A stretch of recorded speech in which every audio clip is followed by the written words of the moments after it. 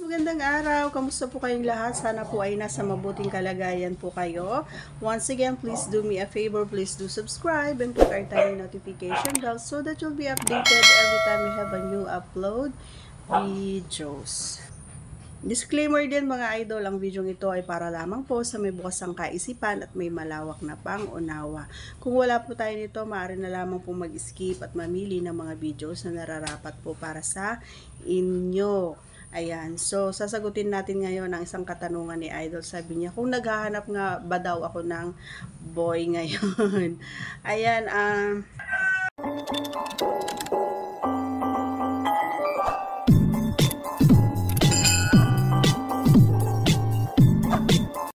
sa ngayon, Idol, ay hindi. Oo, hindi tayo naghahanap. Kasi kusang dumarating yan.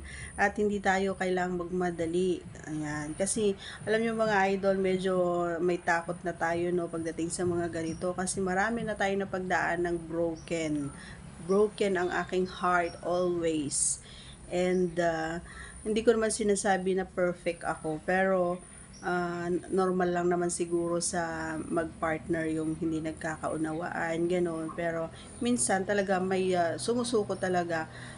Minsan ako sumusuko, minsan yung partner natin yung sumusuko. Kasi nga, hindi maiwasan. So, napaka maiksi yung pasensya ko minsan.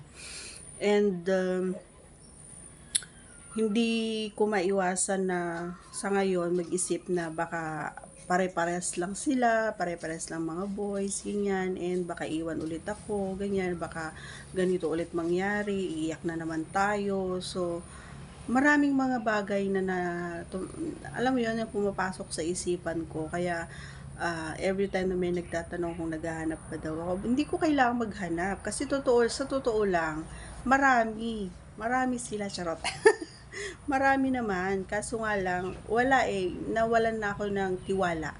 Kasi once hindi ko naman sinabi na pare-parehas ang mga boys, no? Magkakaiba naman. So, para sa akin, dahil nga napagdaanan ko na lahat or na-broken na ako sa lahat ng mga past na love life natin. So, minsan, sinasabi ko pare-parehas lang kayong mga boys. Pero, hindi, nasasabi ko lang yun siguro gawa nga ng nasaktan na ako minsan. So, yun lang. Sana gusto mo ating kasagutan. Maingay na yung mga manok. Yan. Thanks for watching, everyone. Once again, please don't forget to subscribe and click our tiny notification bell so that you'll be updated every time we have a new upload videos. Thanks for watching, everyone. Bye!